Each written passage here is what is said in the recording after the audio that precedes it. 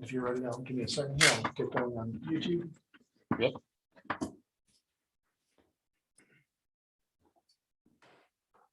I call to order the Westlake City Schools regular Board of Education meeting for Monday, September 27th, 2021. Roll call, Mr. Hopkins. Stoll, Here. Kraft here, Fanukin, Here. Lizinski, Here. here not. Here. We could stand for the Pledge of Allegiance. Pledge allegiance to the flag of the United States of America and to the republic for which it stands, one nation, under God, indivisible, with liberty and justice for all.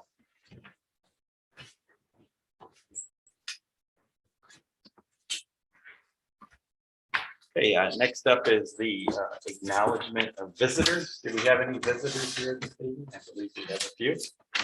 Thank you.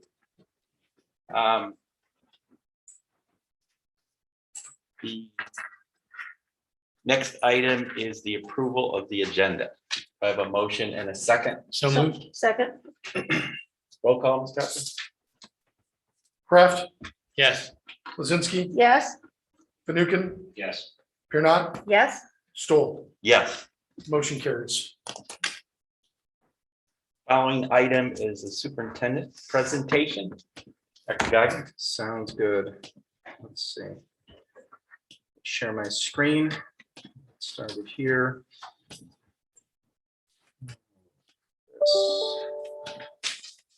Okay. Oh, I want to go back. Okay. So good evening, everybody. I just want to give an update at the beginning of the school year. As promised, we had indicated that we would review how things are going as we started the first 5 weeks of school, and I would like to share some of that information with you. So this is our dashboard, and there's a couple things I want to talk about with the dashboard here. We did try and be inclusive to have every school listed separately. In addition to that, we carry totals out. Now, the first thing I want to point out is it says week ending 9/23/2021. One of the things that we did this year differently than last year we closed our dashboards Friday at 3 o'clock. That became a rush to get everything posted then at 5 o'clock. And then, you know, people are like, oh, are you posting it at 5 o'clock on Friday for a reason? It's like, no, we don't close until 3 o'clock. So we have to get everything together and get it on our website.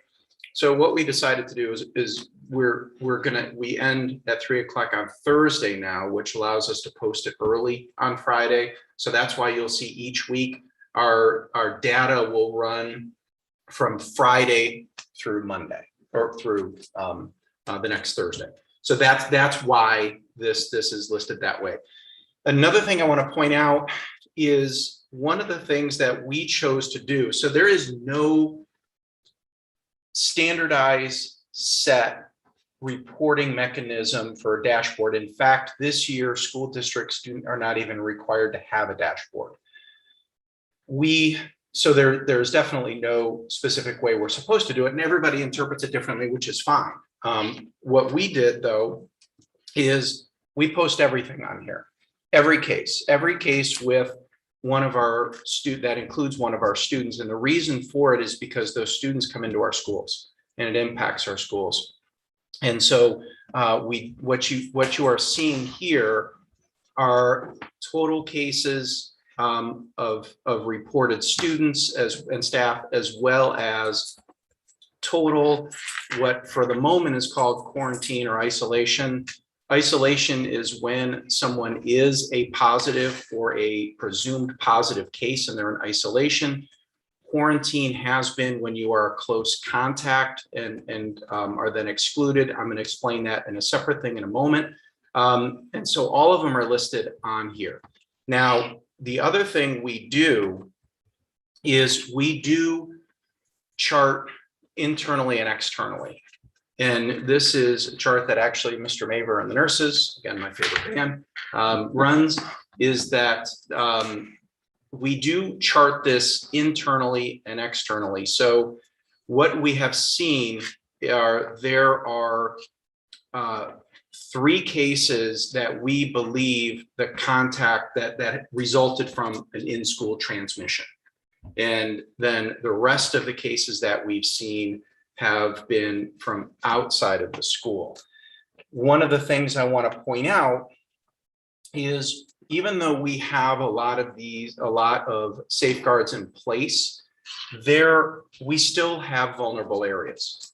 Bus could be one, lunches could be another, extracurriculars are another one. That's one that you can have a very large number of exclusions very quickly if the right person tests positive on a team or in a club or something like that, or homecoming, which thankfully it went well. We did that outside and we haven't seen that a spike from that. So this is our transmissions. And then the other part that we have are the close contact exclusions. And still the bulk of those are happening outside of school. On this date, when we reported, we had 16 that resulting from a close contact inside of school. And then the rest were from happening outside of school. So what we've been doing really has been working. When you look across many districts, you are seeing very high exclusion numbers, case numbers, and we're pleased with the path that we're on with this. Quick question on the in-district, that's including extracurriculars for. Yeah, it includes everything. Thank you. Yeah, it includes everything. This is a slide that was shared with me and published by the CDC that talks about schools with mask requirements without mask requirements were 3.5 times more likely to have COVID-19 outbreaks compared with schools that started the year with mask requirements. The other thing we saw was there were schools that started without them and then had to pivot towards them. And I think unringing that bell really posed a significant issue for many of those school districts. So we've seen some where they're over 1,000, and I just showed you our numbers, and we haven't seen that. One of the reasons that I use this slide is, they say they're more likely to have COVID-19 outbreaks. I don't know if that means from quarantine. I don't know if that means from transmission, but I want to use this slide to kind of pivot to a Zoom call that we had with the chief medical officers from 6 of our children's hospitals in Ohio, as well as the governor and then the director of the Ohio Department of Health. One of the things that I think is I wrote down her name, Dr. Patty Manning.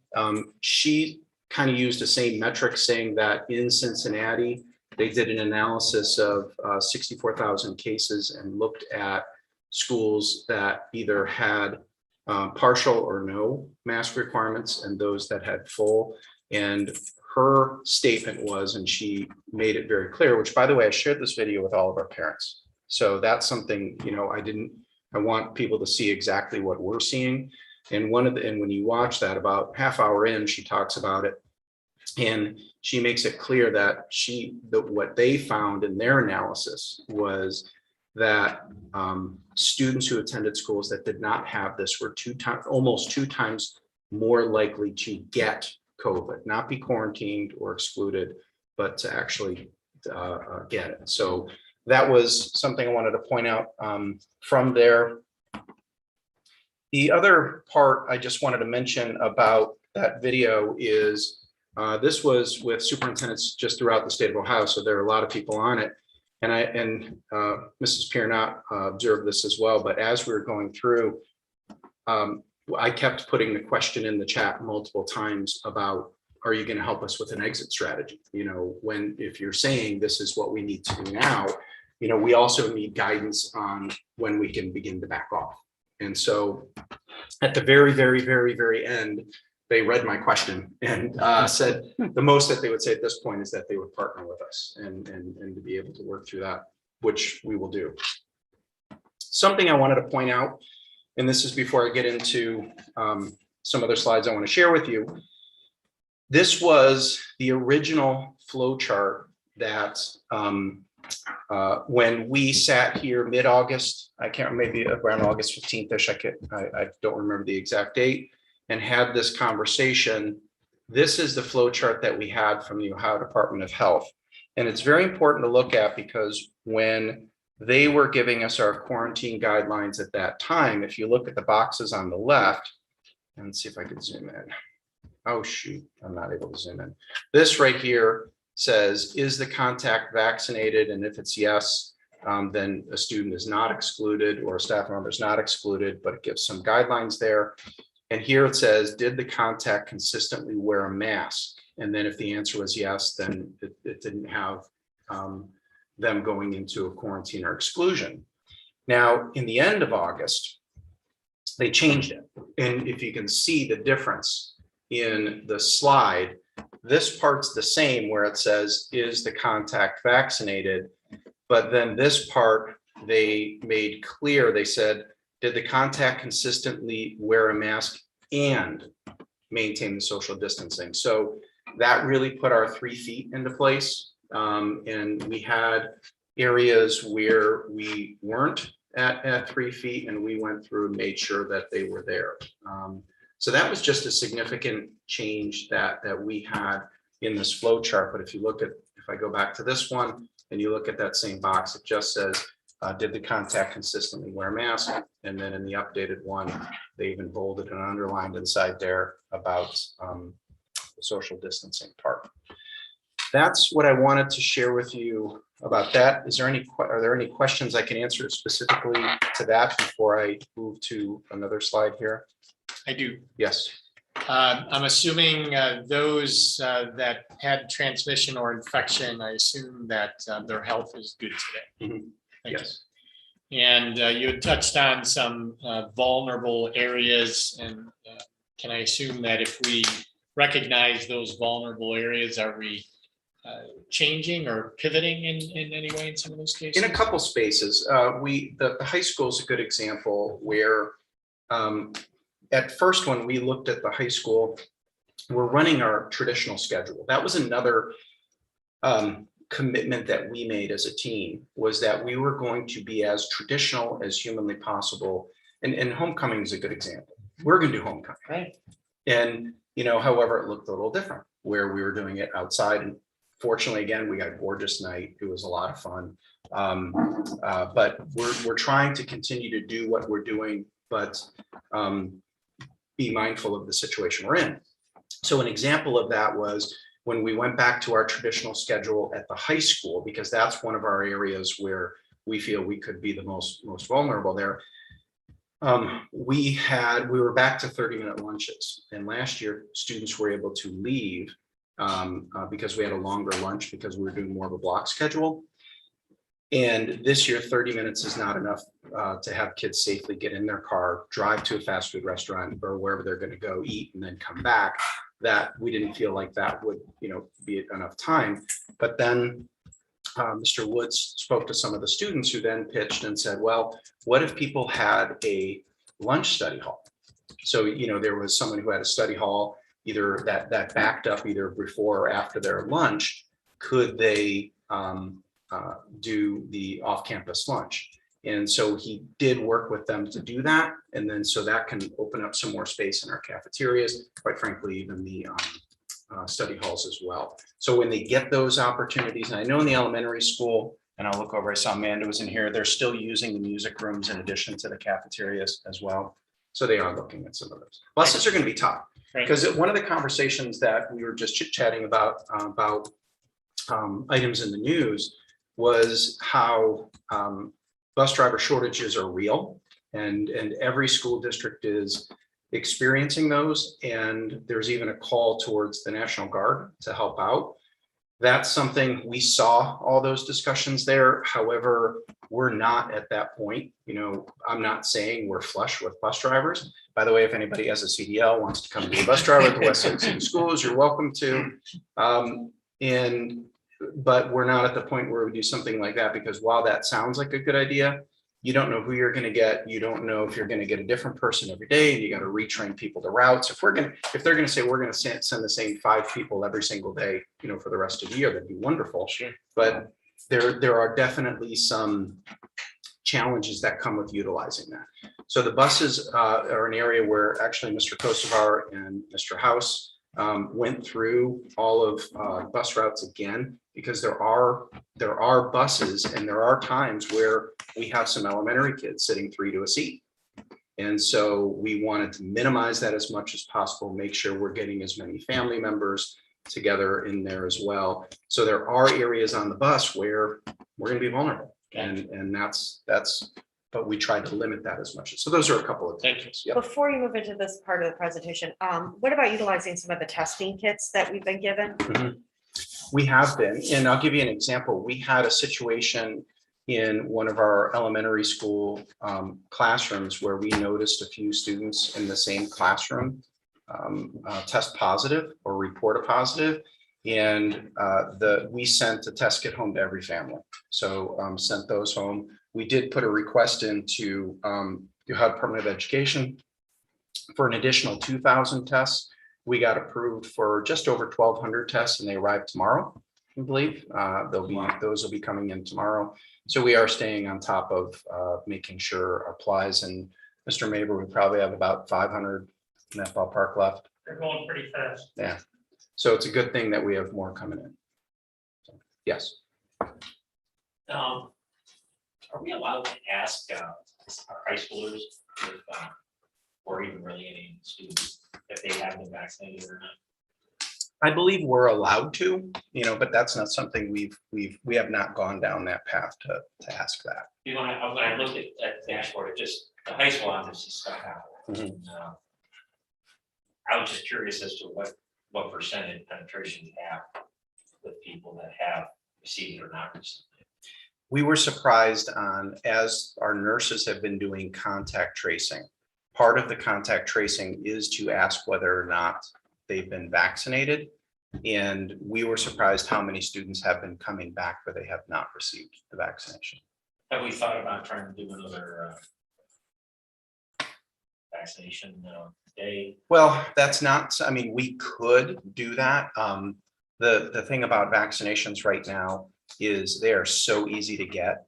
And that I think if anybody School is really truly, easy to just go down to the cafeteria and get versus, especially if they're not driving, right. they gotta rely on parents. Yeah, I don't mind looking back into that again. Yeah. Because that would be the first school that I would see us backing off on, would be the high school.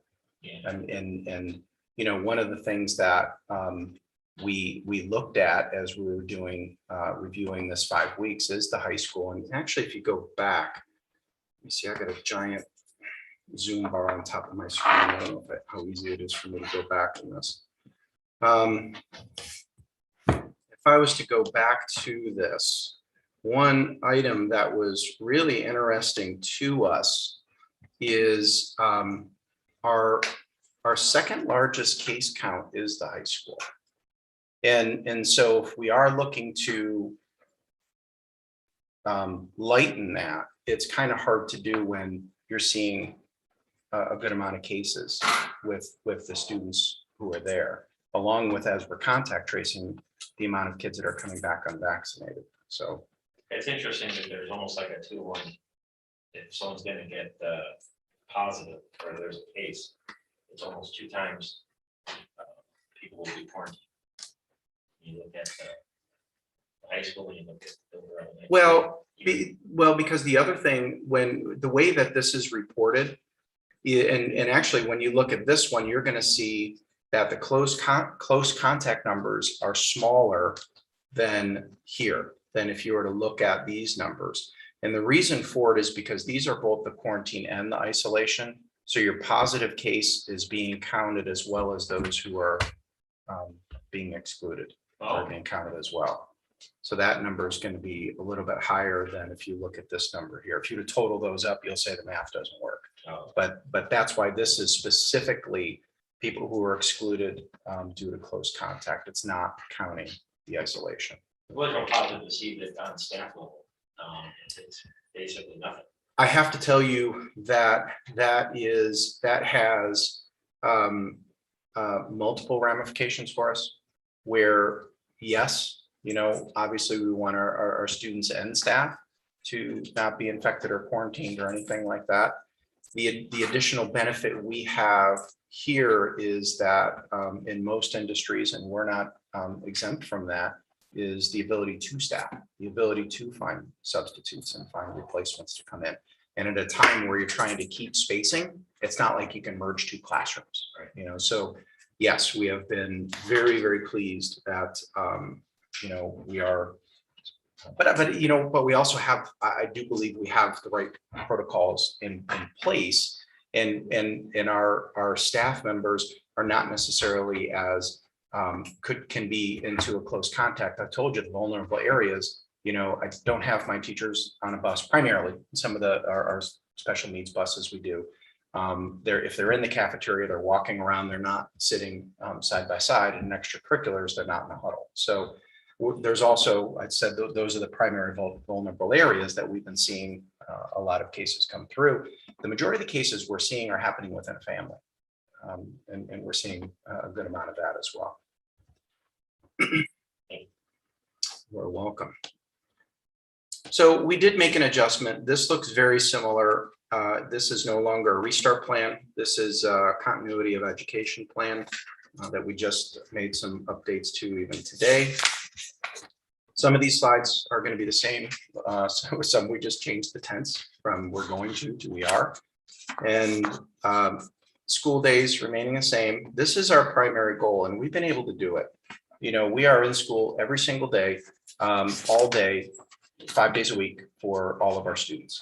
That's something that we really wanted to do. And like I mentioned before, we've seen schools close entire buildings. We've seen schools close classrooms. Now, that's not saying that can't happen. I think there is a possibility you can end up closing a classroom due to the right cases happening.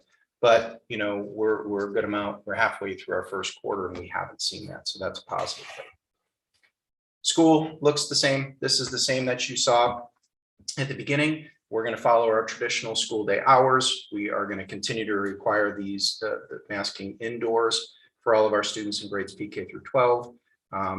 Desk shields are available, sanitizing stations, traditional lunches with enhanced social distancing, resource, extracurricular activities fully open in person.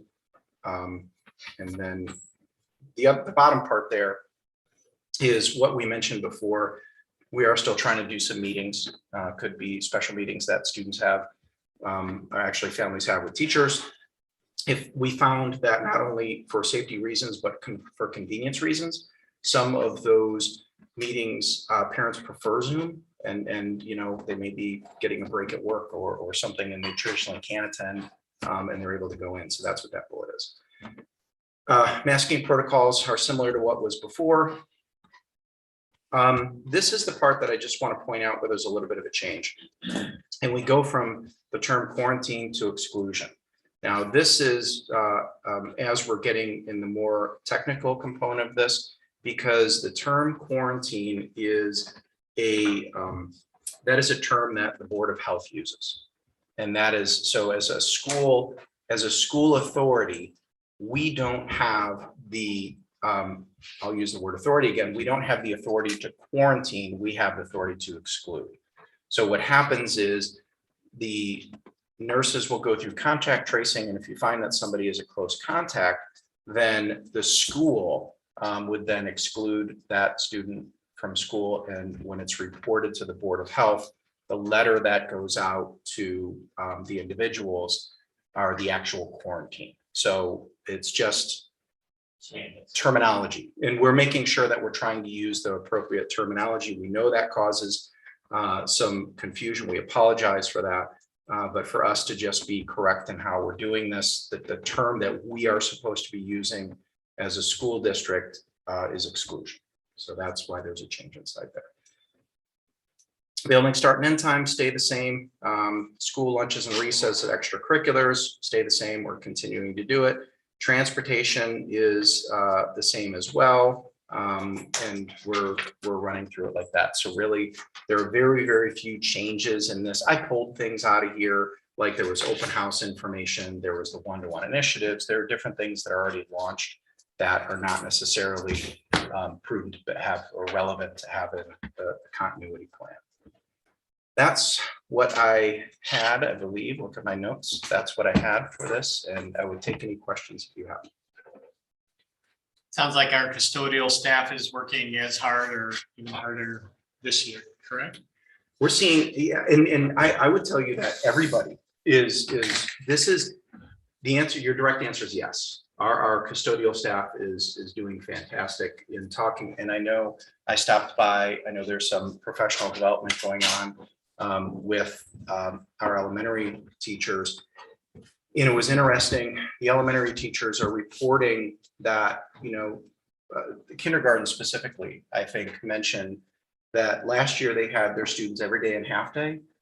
This year, even though they have them all day, they're finding themselves having to teach things they didn't have to teach before. When you have students who didn't experience preschool, you're going to have fewer students because of, so now the students are coming in and they're working more on how to hold a pencil. The kids are recognizing their letters and not their sounds, different things like that they're having to make adjustments for. And I will tell you, that's something we're seeing throughout the district. And one area is behaviorally, whether it's the high school staff trying to work with our student section to make sure that we're, behaving appropriately at a game, at any one of our games, or Mr. Wilson in the middle school having to sit with 8th graders who have never had lunch in the middle school because as 7th graders, we didn't have lunch in there last year. So we're finding academic and behavioral adjustments just throughout. And it's something that just they're focused on and they're working on. So I would say that this year is back to traditional structure, but people are still having to really work hard on some of the things that they did before, and then some things that they're finding. Thank you. So you're welcome. Any other comments from the board, questions? Okay, hearing none. Thank you, Dr. Goggin. Next up, we have a hearing of the public. We've allotted 15 minutes to this particular issue. The public may address the board during this time. Each person addressing the board shall give his or her name and address. If several people wish to speak, which I think we have a few here, each person is allotted 3 minutes to the total time used. During that period, no person may speak twice until all those who desire to speak have had an opportunity to do so. This time period of 15 minutes may be extended by a majority vote of the board if necessary. So at this time, is there anybody from the public that would like to come up and speak? Questions, comments? None? Okay. Okay, the next item up for business is the approval of the minutes. The board has had several minutes to look at. They've had an opportunity to approve. They have an opportunity to approve the minutes tonight, but we have minutes, several, the work session of July 12th, 2021, the regular meeting of July 19th, 2021, the special meetings of August 9th and August 16th, 2021, and the regular meeting of August 23rd, 2021. So the board has seen these documents. Any comments or changes that need to be done? Hearing none. Roll call, Mr. Hopkins. Voice vote. Oh, it's a voice. That's right. This is a voice vote. So all those in favor of approving the minutes, say aye. Aye. Any abstains or opposed? Hearing none, minutes are approved. Thank you. Next up is informative reports and recognitions. First up, we have the Eopo award recognition.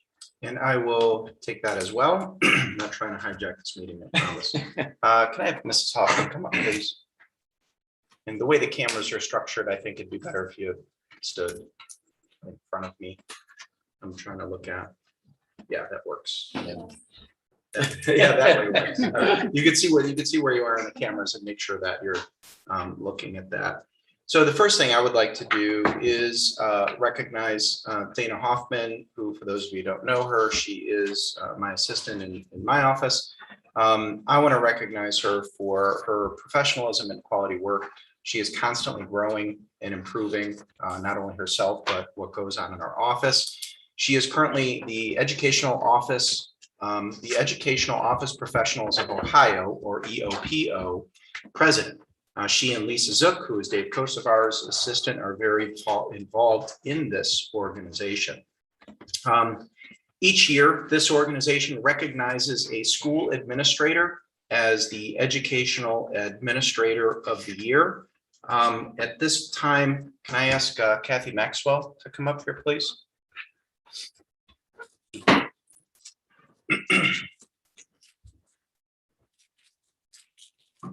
She had no idea this was coming. So we're going to give her a minute. I'm sure. Well, we can't see. So the Educational Administrator of the Year, as voted for the 2020-2021 school year, is Kathy Maxwell. Yay.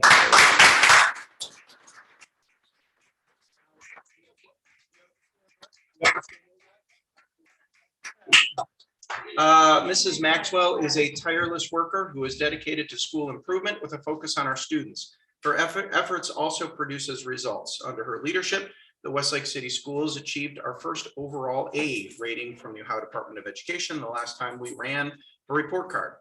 Mrs. Maxwell's contributions have impacted every learner in this district. She was directly responsible for curriculum in grades 12, K through 12, the development and improvement of our program for English language learners and our programming for gifted students.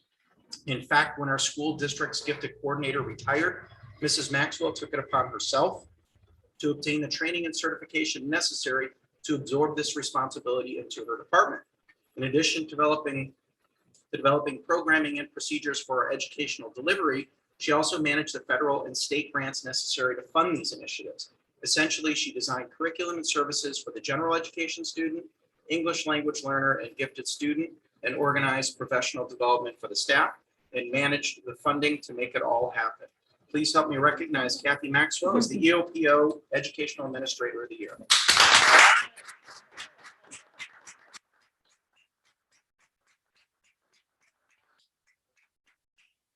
Oh, Yes, people from all across the country. so, and I don't know if the microphone picked that up, but Mrs. Hoffman indicated that she will be moving on to compete nationally with other people who receive this award, and we expect her to win. So, Stuff the ballot box. yep. Oh, Okay, next up is Superintendent's report. I'll talk about my items when it's time. I've reported it. Okay, and next up is Treasurer's report. Thank you. A few quick items to go over before I go over my recommendations. First, it's that time of year, although we've put it off a little bit. The state of Ohio Auditor of State's Office has been in contact with us, and we're engaging in the annual audit. So this is a process that will really started last week or 2 weeks ago. And this will continue on through where we expect the audit to be finalized and presented by the end of December, with a statutory obligation to have that in by the end of December. So normally we try to get in by the middle of December. We work with two different organizations. We have Julian and Grube, who helps us with our CAFR and what's called our gap conversion. Steve Julian there is fantastic. The district has worked with them for quite a number of years. And then we work with the Auditor of State's Office and a team that oversees the actual audit itself of both our cash as well as our CAFR. And it's a process that, while it is sometimes challenging for my office and for the district, I believe very strongly in using the Auditor of State's Office, as we want to make sure that the community knows that we're doing everything possible to be as fiscally responsible and making sure that the resources that we're allowed to manage by the community is spent in the most prudent way and on what it's intended for. So it's a long process, sometimes a little straining, but we appreciate the work that the auditor's office does, and we hope to have another clean audit, as we have a long history of being able to have clean audits for the community. Next I have is tomorrow, we will be doing our bond sale. We've talked about our bonds here for probably the past 18 months or so, as we've been looking to time the refinancing of it. We had some information at our last meeting as well. I will say, if anyone's out there watching this live tonight, there is an opportunity. If you'd like to invest in Westlake City Schools, you can talk to your financial advisor or the local Stiefel office on Detroit Road in Westlake. We do have bond sales with different maturity levels going all the way out. I believe when I looked at the initial schedules are going out to 2049. So different maturities, different rates, obviously based on what type of maturities that you'd be looking at. But we're hopeful to see that get the pricing on it tomorrow.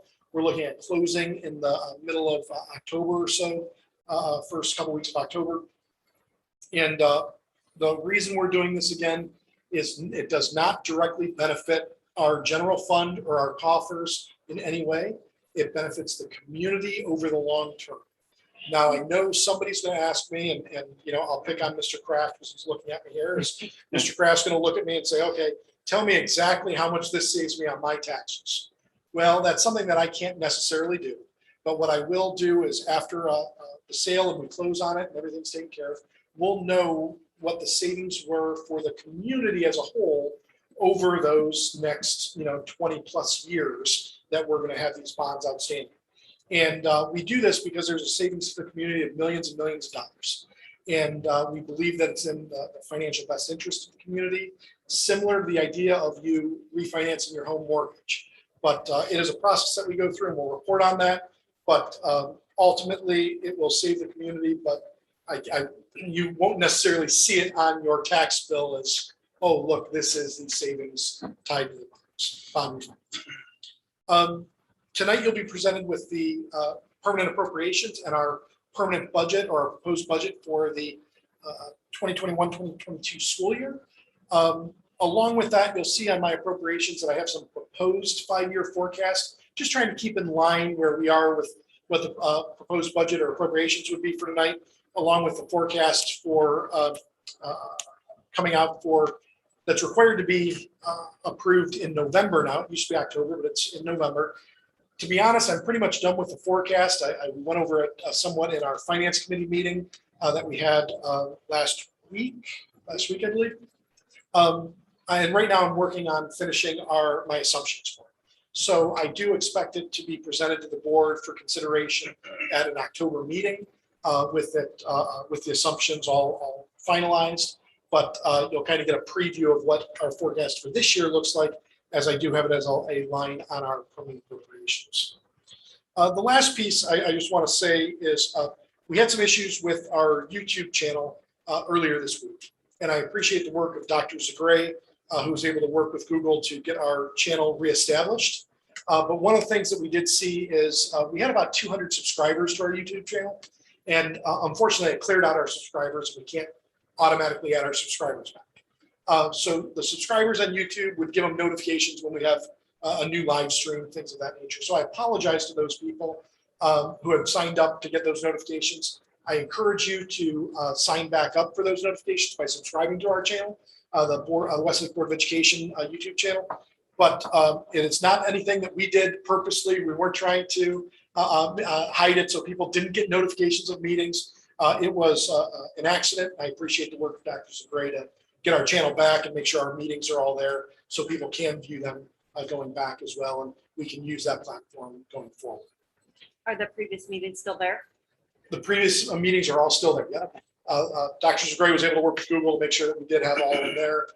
We had them, they weren't showing up for a couple of days as they were going back and forth on getting that information recovered, but they are all there and available for people to see.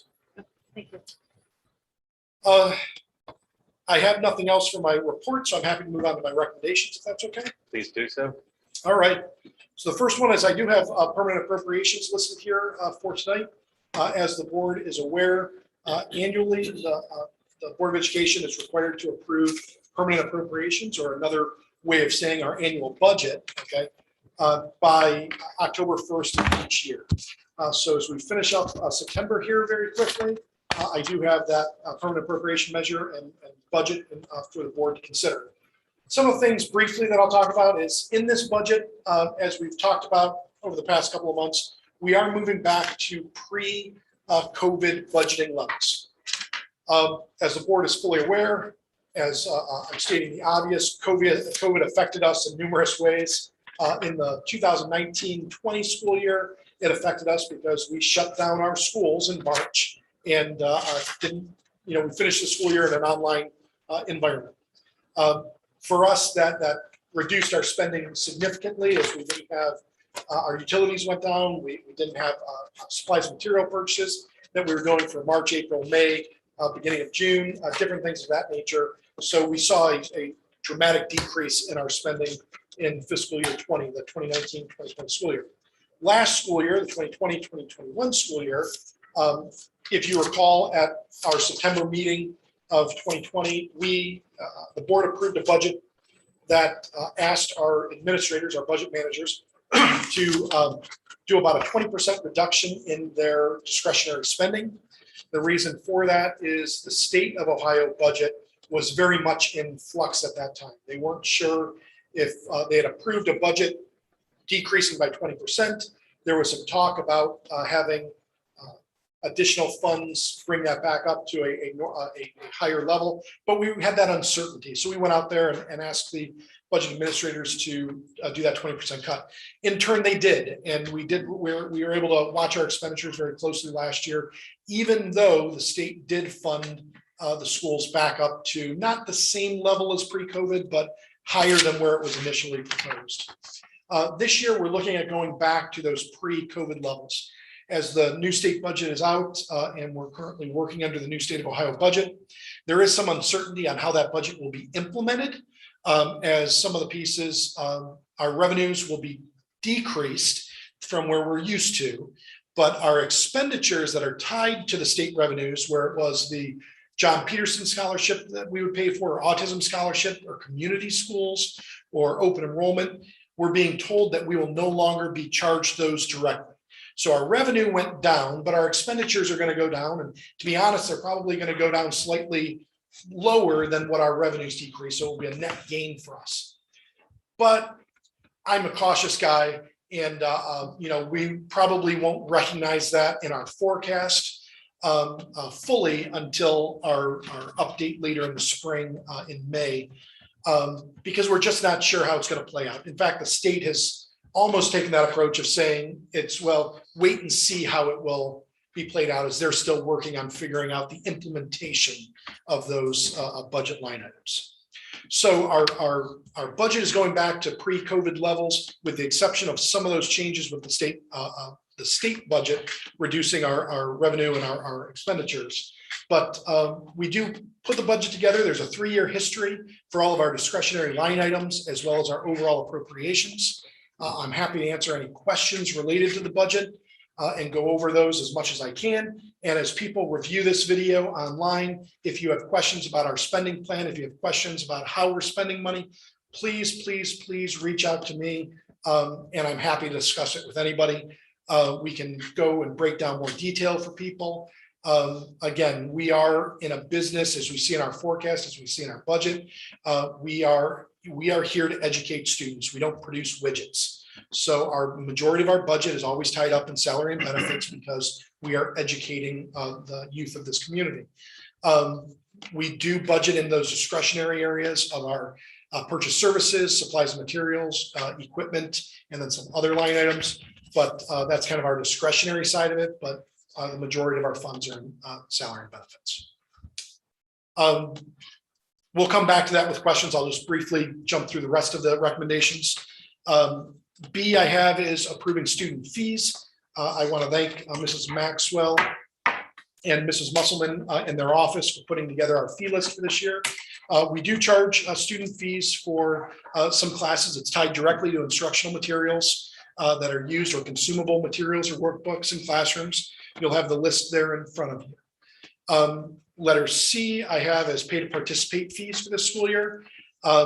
These are the same pay to participate fees as was approved last year by the Board of Education. We are committed to looking at our pay to participate fees, but also changing the structure of it a little bit.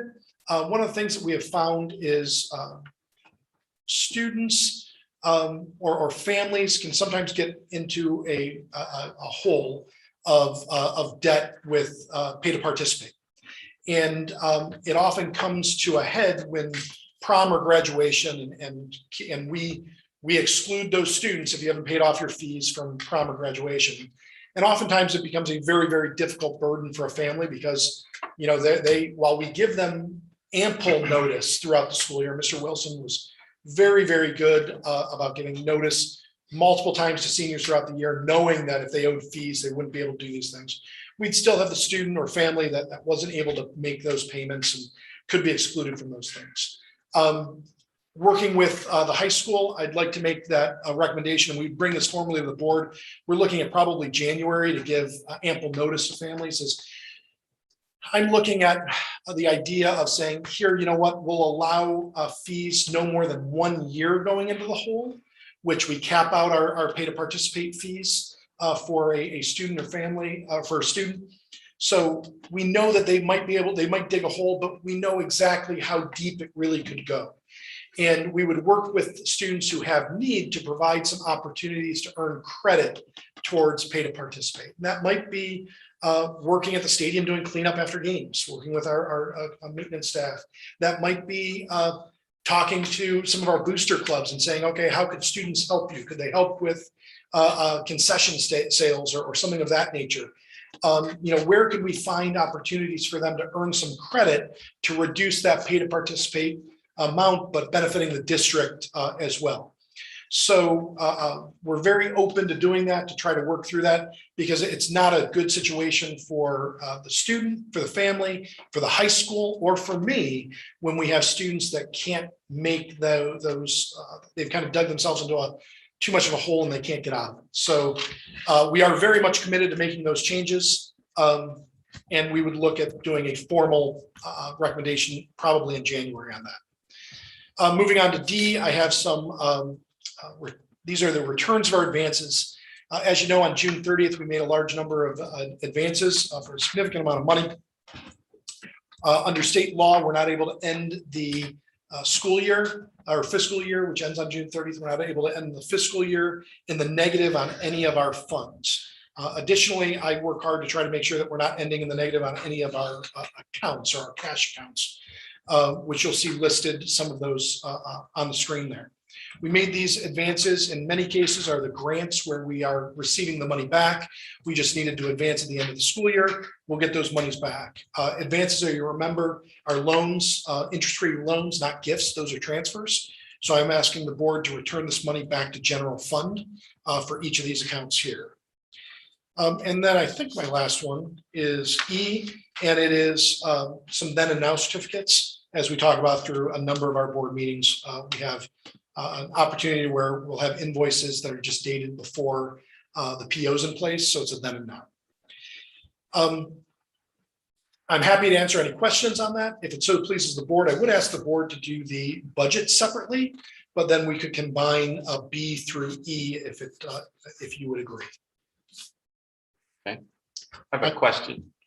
I'll just suggest that the idea that you'll be presenting in January, I like that idea and very much interested in hearing it when you present. Thank you. I have a question on any special funds that we receive from the government based on COVID. Are those going to continue? How do they affect us going forward with the budget? So we received a handful of different grants through COVID. One of them was called COVID Relief Funds, CRF funds. That was a 510 account.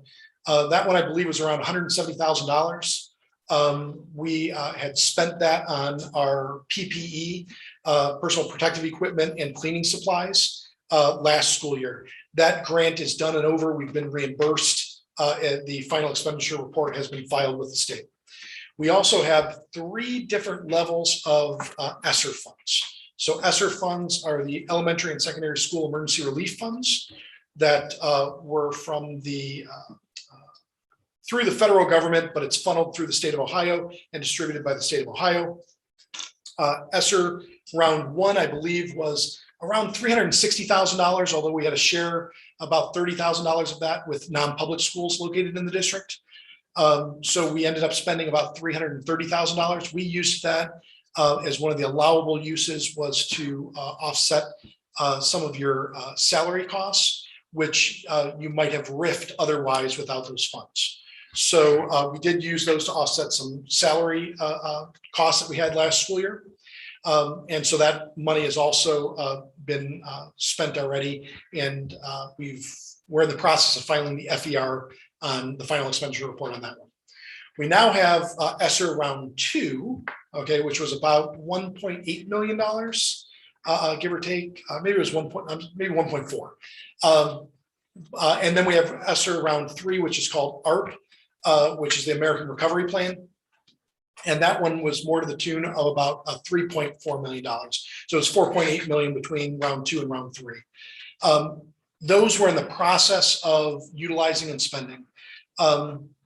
We've been fortunate as the, and I want to step back from it. COVID has had a dramatic effect on our country and on our community and on our students and a school district. And I'm not here to say for a second that it has not had a negative impact, okay? But the impact has not been significantly financial on our district.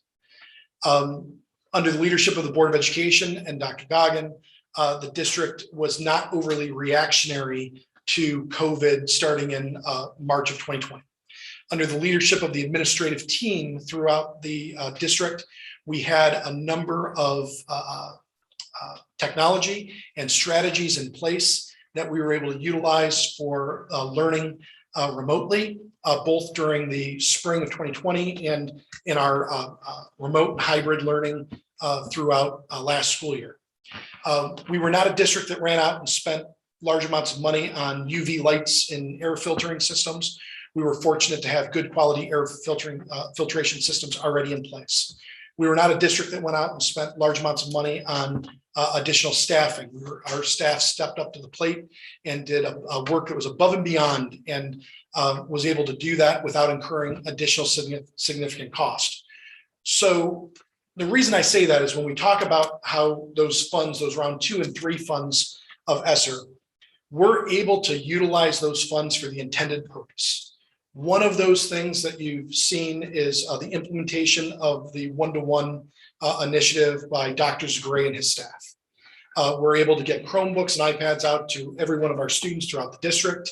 Again, it's an intended purpose of the funds, and we're able to use that to directly benefit students. Another piece is under the leadership of Mr. Waters. We ran some phenomenal summer programming that was able to get students back up for enrichment and back up to grade levels.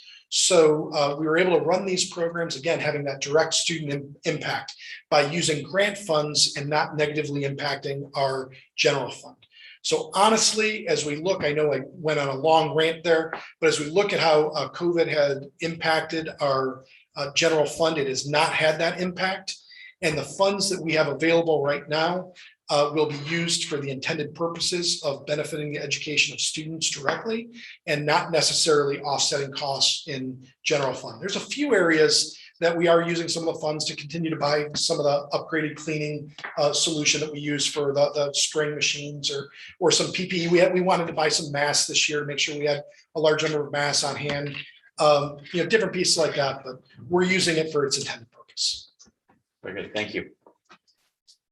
Any other board? I like comments? the idea of you considering other avenues for kids that are having trouble pay to participate. So thank you for doing that. Well, and I thank you and the board.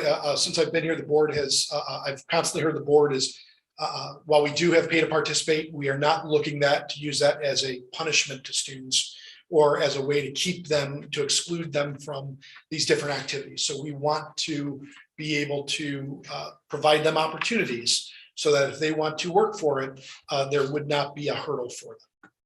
I think it's also important for the fees and the pay to participate that we reach out to parents who've not paid them beyond just the high school level, since they do starting at kindergarten, so that you don't suddenly have $1,000 when they start 7th grade. And I thank you for bringing that up.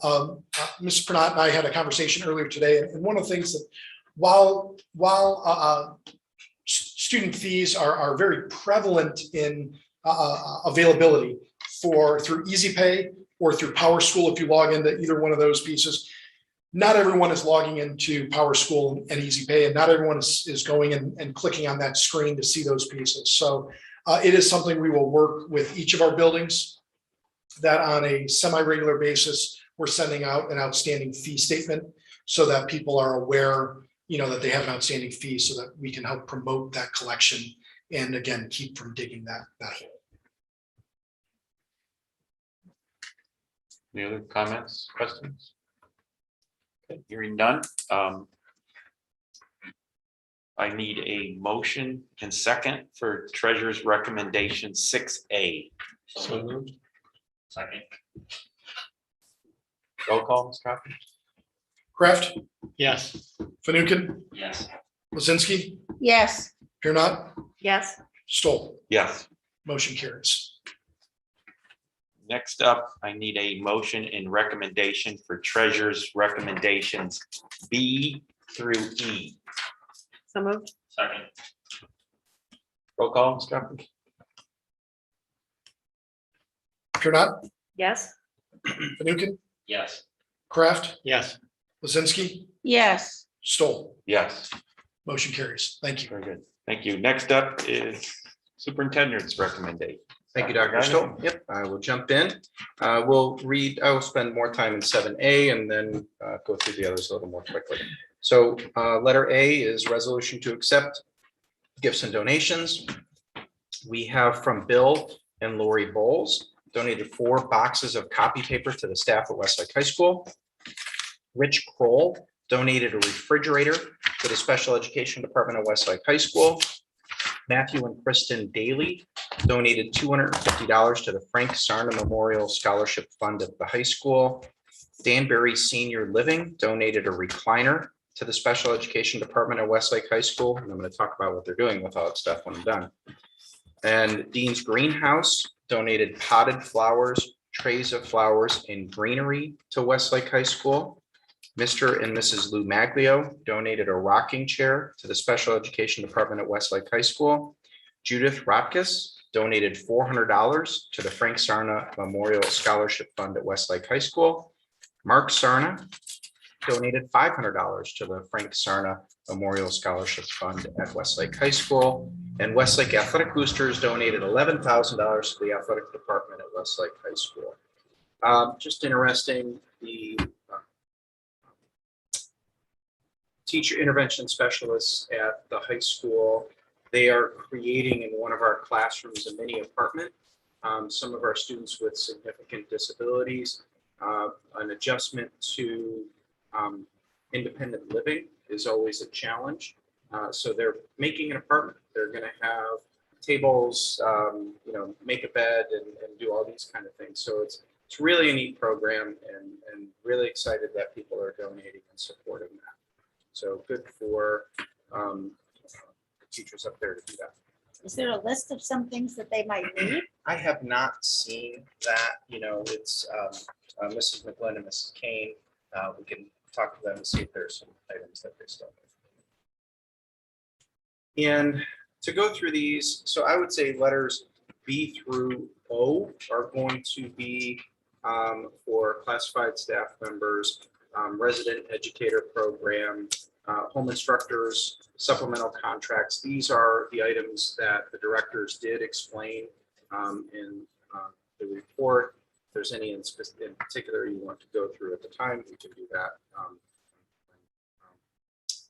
We get for discussion in there. And letter P is the resolution to approve the continuity of education plan. That would go through the first quarter is what I shared with families, and then we can revisit again to see where we are. I would recommend we do 7A by itself and then B through O, and then 7P. It's exactly what I have. Okay. Perfect, very good. Yep. All right, any questions or comments before we bring up?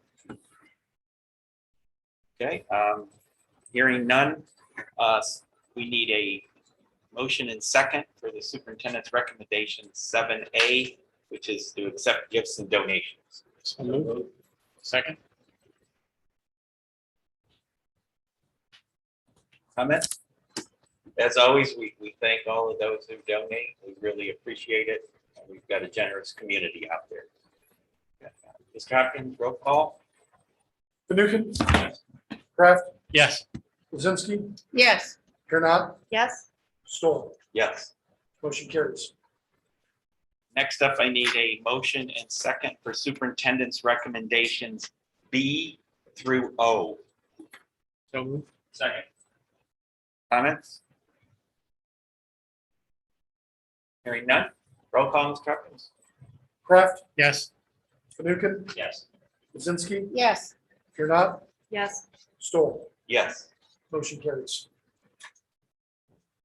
Next up, I need a motion and second for superintendent's recommendation 7P, which is the resolution to approve continuously of the education plan. So moved. Second. Comments, discussion? We've had plenty of that, but is there any additional comments? I would just say kudos to your board. The foresight to take some hard choices early on back to school. Obviously, we didn't, it wasn't a very popular decision for some folks, but I think the decision we did make obviously is right. Considering what we've seen out of.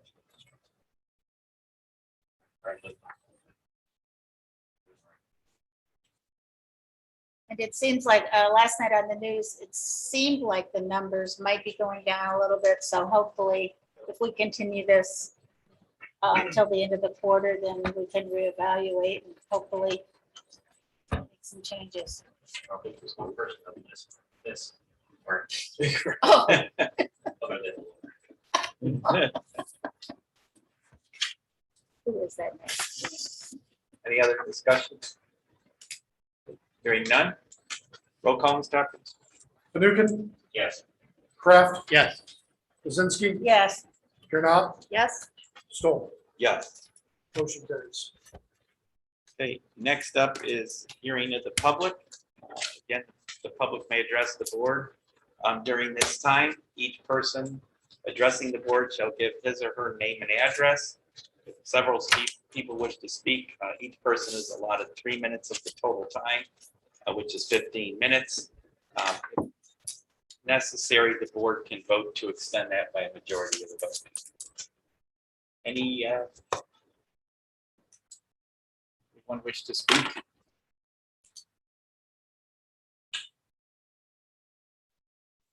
Seeing none. Okay, thank you. Next up is just any general board items or comments. I actually have a number of things I wanted to bring up. As Mr. Hopkins mentioned, we had an excellent finance meeting last week where he and Mr. Kosovar presented. And along with going through budget, also looking at capital expenditures, Mr. Kosovar had really presented to us, which he'll present to the board. Also just capital expenditures, a timeline involved in some of the goals that we may have as a district as we move forward. So I just wanted to express my appreciation for that meeting, and again, the thoughtfulness looking at those projects as well as a timeline involved with some of those. One of the things that we had talked about really as a board was the field house. And as a board, we said that we would continue to use these board sessions as an opportunity just to quickly, or if you wanted to extend it, just some brainstorming on what we may do with the field house. And we did have that conversation as well at our finance meeting. And what we chatted about last time was potentially a scenario where we would have 2 locker rooms, full locker rooms that could easily fit in that field house, and then potentially storage space. And we continue to have that conversation. A good building, a sound building certainly needs some improvements and would need some great improvement as we would continue out these potential plans. But any further thoughts that the board may have when it comes to the field house?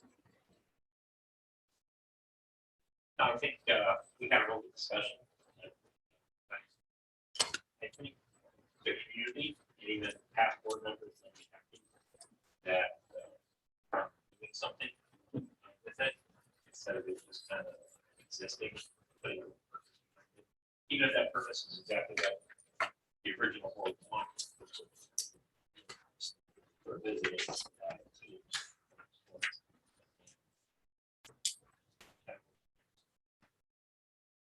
Did you guys visit it? Did you tour the? We did. Okay, because I was going to ask about that, but if somebody has seen it, then. Yeah, the building's in good shape. It's sound, could use some roof work. But again, if a decision is made that we move forward on locker rooms as well as storage, we would need a significant amount of work. I'll continue to bring it up and we'll continue to chat about it. I'll also mention to all of our directors that always appreciate your thoughtful reports. I always have a particular interest in Dr. Morgan's report, and just thankful to hear about the Westlake Elementary School playground, the accessibility improvements that we have seen. Also, as Dr. Goggin mentioned, the improvements that Mrs. McGlynn and Mrs. Kane, as well as administration at the high school, create the place to be. It's fun to see that, and would love to go and visit that at some point as well. And thank you for your response to the greater community, in particular in North Olmsted. So thank you. And the place to be is one of my favorite breakfast places. in Lakeland. Oh, So Speaking of which, every time I hear the place to be, I get hungry. right on, right on. Thanks for making that connection. I'll add one comment on to Mr. Kraft. One of the items too that we discussed as a facilities was the future of Poly Lane. At one point we had discussed maybe we would want to hold on to it if by chance we needed room for pre-K. So I think the administration is reviewing that necessity of whether or not we need it or not need it. If we don't need it, then we need to put it on the schedule for to be raised and when to do that. That's kind of leave that into obviously Dr. Goggin's hands is to make a formal recommendation when he's ready to do that. So that was one thing as well. And no matter what we do with it, we are keeping the property. Right. Just want to revisit that again. So even if it's a preschool or if it comes down to a nice field, it will remain possession of Westlake City School District. Yes. No Thank- townhomes. Yeah, thank you, Mr. Finucane, for bringing that up. And I know heading into that meeting, I had some other thoughts as we talked about, what might we do with that, but it certainly seems important that we address that issue of Highway Lane sometime soon and seriously consider taking the building back. It seems as though things are going really well with Bassett. Bassett's a It's field down. of mud. Yeah. It's down. So that's good. I think the community will be happy with the fact that it'll be green space. Along with some pseudo park. and leaving the playground equipment there. Also, I've had comments about that. Can I know I'm not bored, but can I mention, Yeah. just because I forgot to, and I want to do it because this is Paul Wilson's last week at Lee Bernison Middle School. He is, we're going to have Mr. Fasca coming in on Friday, and then Paul will transition out of there. I do want to publicly thank him and recognize him. He is such an integral part of our team. This is the position of middle school principal he hasn't had since 2016. And he not only went back there and did a great job, but he loved every minute of it. Loved working with the staff, with the kids, with the families.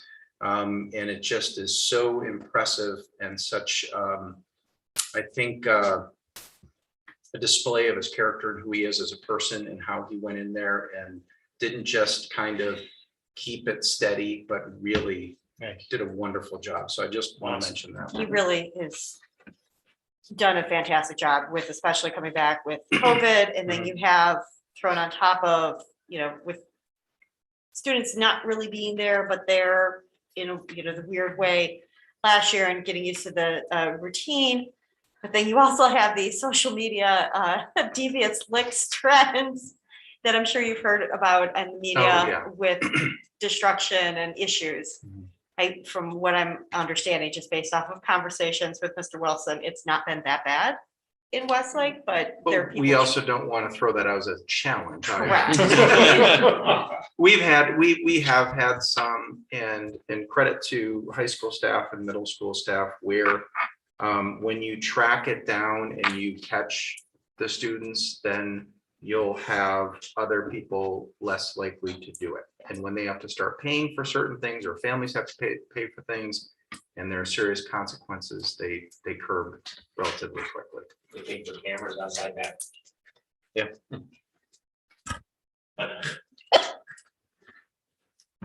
I just have a comment about the budget. We've talked a lot about dollars tonight, and I want all of our constituents and taxpayers to know that we watch the dollars really closely. I want to thank both John and Joe for being on the finance committee. And I know Mr. Hopkins and myself, we work closely with the state auditor. We've got things in place to prevent fraud. We look at those systems really detailed. Todd and I have recently signed off on some stuff with the state auditor. So I just want everybody to be aware of that. And I wanted to thank everybody in that area. One comment I'd like to make about, stopped over to watch the first half of the AVOD Westlake boys soccer game, and they tied. It was a great game. It was tied at the end of the game, but they've been doing really well. The girls soccer team's been doing really well. The volleyball team has been doing fantastic. While I know our home football games are very popular, I would encourage people to come and check out some of these other teams that have been doing really well throughout this fall season. Don't forget tennis. I was gonna say tennis just won something tonight. I'm trying to remember which one. Was it tennis or golf? Golf did Women's right. golf and tennis. Yeah, we're in a nice fall season. You say cross country is doing Cross well. country is doing really well. Yeah. Okay, any other comments? Hearing none, next up is adjournment. I need a motion and a second. So moved. Second.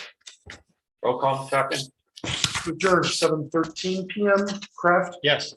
Fanukin, Yes. Blazinski, Yes. Kurnat, Yes. Stoll. Yes. You are adjourned.